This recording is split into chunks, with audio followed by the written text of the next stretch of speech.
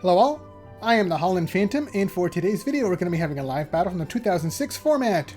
On one side, we've got the Dark Tyranitar and Electrode deck, also known as BombTar, as used by Sebastian Crema, a top 32 competitor in the 2006 World Championships, going up against the Lugia, Blastoise, and Steelix deck, as used by Hiroki Yano, the Junior Division champion.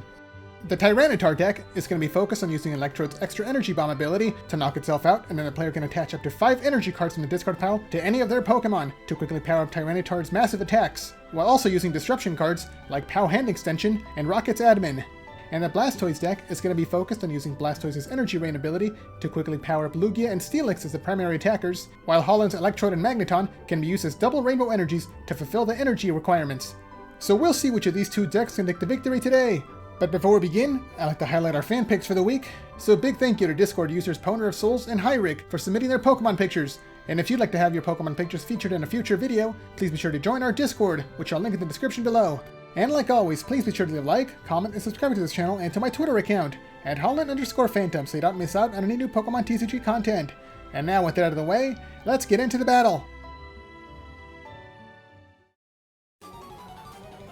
And here we go, the battle has started, with both players swapping over their starting Pokemon. On the Tyranitar side, I've got Solrock as the active Pokemon, and on the Blastoise side, I've got Plusle as the active Pokemon. The Blastoise side is going first, attaching a Water Energy to Plusle, and then attacking with Call for Family, searching the deck for a Squirtle and a Pidgey to place onto their bench before ending the turn.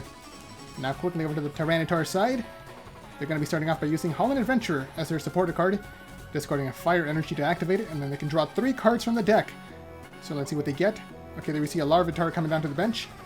It's going to be the main attacker once it evolves into its final form, Dark Tyranitar. There we see a Fire Energy on Solrock, and there's the attack, Call for Family. The same as Plusle, but Solrock can only search the deck for a Lunatone. And now Lunatone comes into play. With both Solrock and Lunatone together on the field, it is going to be shutting off the ability of the Quick Search on Pidgeot.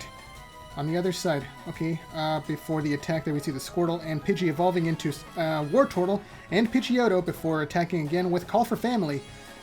Now searching the deck for Lugia EX and Onix. Okay, still no trainer cards played by the Blastoise side. The Tyranitar side is going to be activating Professor Elm's training method to search the deck for any evolution card to add to their hand, so they're going to be searching for Dark Pupitar to evolve their Larvitar. Okay, just one more evolution to get into the final form. And now Solrock is going to be paying the retreat cost to promote the Lunatone. Okay, there we see a Darkness Energy coming down to the Lunatone, and there's the attack, Moon Guidance, to then search the deck for any trainer card to add to the hand. And that's going to be the Holon Transceiver. Okay, now the player can use Holon Transceiver to search the deck for a Holon supporter on the following turn. Back over to the other side. Okay, and now they're finally going to be using their first supporter card, Steven's Advice, to draw 3 cards. There we see Wartortle and Pidgeotto both evolving into Blastoise and Pidgeot. But like I said, with Lunatone and Solrock both in play, Pidgeot cannot use Quick Search, and the player still doesn't have any more energy, so they're going to be passing the turn. And on the Tyranitar side, the player's going to be activating their Holon Transceiver to search the deck for Holon Mentor. Okay, there we see the Holon Mentor being activated, discarding Protective Orb to then search the deck for up to 3 basic Pokemon to add to their hand. Okay, they're going to be searching out the Voltorb, Magmar, and what else? What's going to be the last one? Okay, there we see a second Larvitar coming down. They've got a full bench, and with the Voltorb now in play, it can evolve into Electrode starting on the following turn to start using its extra energy bomb ability. There's the attack, once again Moon Guidance, to search the deck for another Holon Transceiver. Okay, so let's see what the Blastoise player can do now.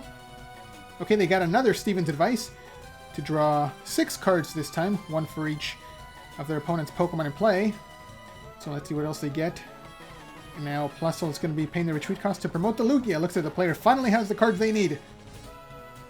Okay, there's the Energy Rain Poke Power activating on Blastoise, attaching a Water Energy and Holon's Magneton. Okay, that's going to be a combo move there. That's the main strategy of the deck.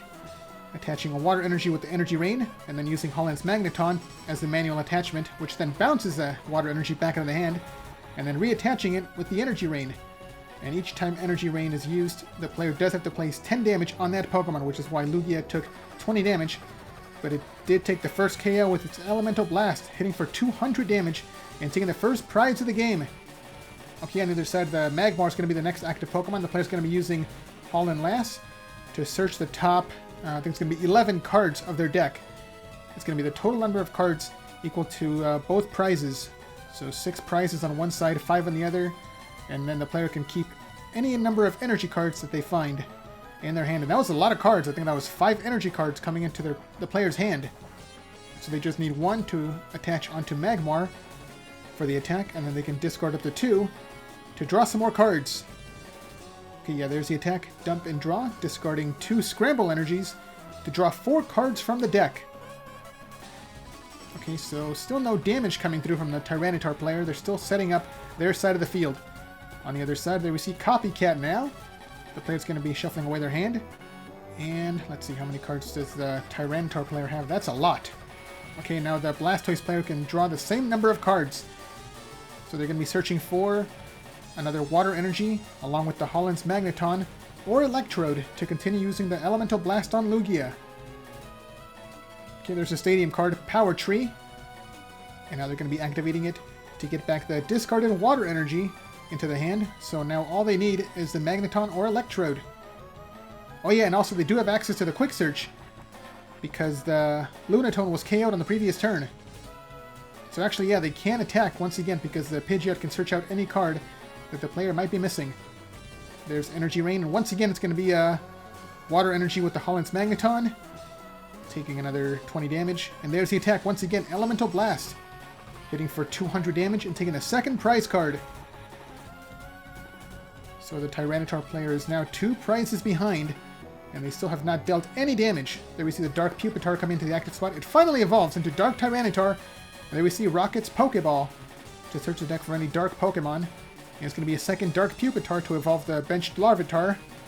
But do they have any energy cards? Actually, wait. We know they do because of the Holon last. Yeah, there we see a Scramble Energy coming down to the Dark Tyranitar. Scramble Energy counts as a triple Rainbow Energy if the player is behind in prizes. So now Dark Tyranitar can start using its Spinning Tail attack. And there we see Rocket's Admin, forcing both players to shuffle away their hands and drawing cards equal to the number of prizes they have remaining. So Tyranitar draws 6, and Blastoise only draws 4 that time. Okay, there we see another Magmar coming down to the bench, followed by Swoop Teleporter. The player can swap out one of their basic Pokemon and play for any Pokemon from the deck. So they're going to be swapping out the new Magmar for another Lunatone. Once again, locking down the Pidgeot's Quick Search ability. There's the attack. I think it's going to be Spinning Tail, hitting everything on the opposing side for 20 damage apiece. And finally, some damage coming through from the Dark Tyranitar. So let's see if that Rocket's Admin was enough to disrupt the Blastoise player, along with shutting down the Quick Search ability. Oh, also the players reminding the Blastoise player to activate their Silver Sparkle on Lugia. So there was a coin flip, but it was a heads, which forces the Dark Tyranitar to return the energy card back into the player's hand. Okay, on the other side, we saw a manual attachment of Water Energy onto the Lugia, which then gets discarded to pay the retreat cost to promote Pidgeot. And now Power Tree gets back a Water Energy from the discard pile, which then gets attached onto the Pidgeot with the Energy Rain ability from Blastoise. And there we see a Rocket's Admin, this time from the Blastoise player. Once again, both players shuffling away their hands. 6 cards for Tyranitar, 4 cards for Blastoise. Okay, let's see what else the Blastoise player can do for their turn. Okay, there we see another Energy Rain attaching a second Water Energy onto Pidgeot. It's going to be taking another 10 damage. So it's going to be enough to attack with Clutch.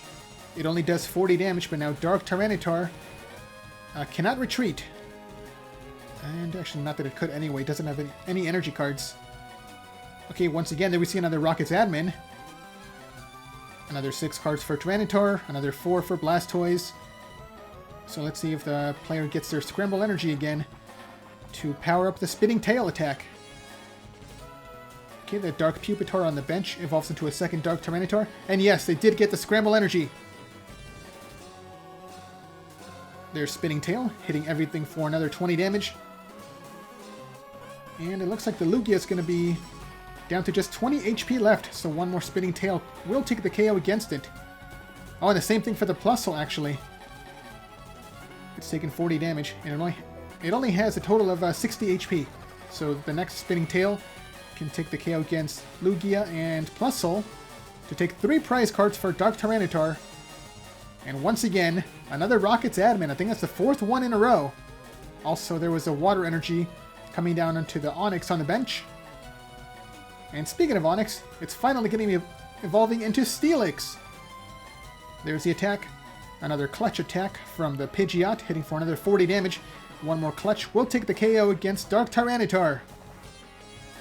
Okay, let's see what the player can do. There we see another Holon last, discarding a Voltorb from the hand to search the top 10 cards of the deck that time to keep any amount of energy cards in their hand. So let's see what they get. There's 1, 2, 3, 4. Okay, still a pretty good amount. 4 energy cards being added to the player's hand. Another Scramble energy. But still no Electrode. The second Scramble energy comes down to the bench, Dark Tyranitar. And there's Spinning Tail, hitting everything on the opposing side for 20 damage. And that is going to be the KO against Lugia and Plusle. So Tyranitar's going to be taking 3 prize cards and jumping ahead. Oh, but also, because they're ahead in prize cards now, it does turn off the ability of the Scramble energy. It no longer provides triple rainbow energy. Now it's just a single colorless energy. Okay, on the other side there we see a Holland's Magneton coming down to the Steelix to bounce the water energy back into the player's hand. And there's Energy Rain, bringing the energy, actually 2 energies down onto the Steelix to fully power it up. So they might be taking the KO against Lunatone with its Mudslide attack to reactivate the Quick Search. There we see the Pidgeot retreating for free, promoting Steelix for 1 massive attack. So we might be seeing the KO into either Solrock or Lunatone. Either one should do the trick. Okay, there's the attack. Oh, actually, it's going to be going into the Voltorb, taking the KO against Voltorb. And actually, that does take the possibility of the Electrode out of play. So now they can't use extra Energy Bomb to give up 2 more prizes, which means that Dark Tyranitar cannot use the Scramble energy anymore. Okay, there we see a Pokemon Retriever shuffling 2 Voltorb and a Magmar back into the deck to possibly set up another Voltorb to evolve into Electrode. Oh wait, never mind! The player has the Swoop Teleporter, so they can swap out... I think it's going to be the Lunatone. Yeah, the Lunatone's going to be swapped out for the Voltorb. So now it can evolve. Voltorb... Yeah, it's going to be evolving immediately into Electrode because it does count the number of turns that Lunatone was in play. There we see a Holon Mentor discarding a Lightning Energy to search for another 3 Pokemon. There we see Holland's Cast Form. Oh, it's going to be the Rayquaza Gold Star. And just those 2, actually, yeah, with the Rayquaza, this might be the game. There we see Rayquaza coming down. And there we see the ability, Extra Energy Bomb, knocking out the Electrode, so it's going to be giving up 2 prize cards. Blastoise is down to 1 prize card remaining, but I think that's going to be the game. Okay, there we see up to 5 energy cards being attached from the discard pile to Pokemon in play. There we see a Fire Energy, actually 2 Fire Energy, and a Lightning Energy on Rayquaza, 2 Darkness Energy on Dark Tyranitar, so that should be enough to pay the retreat cost. And with the Holland Cast Form, that should be enough to fully power up Rayquaza.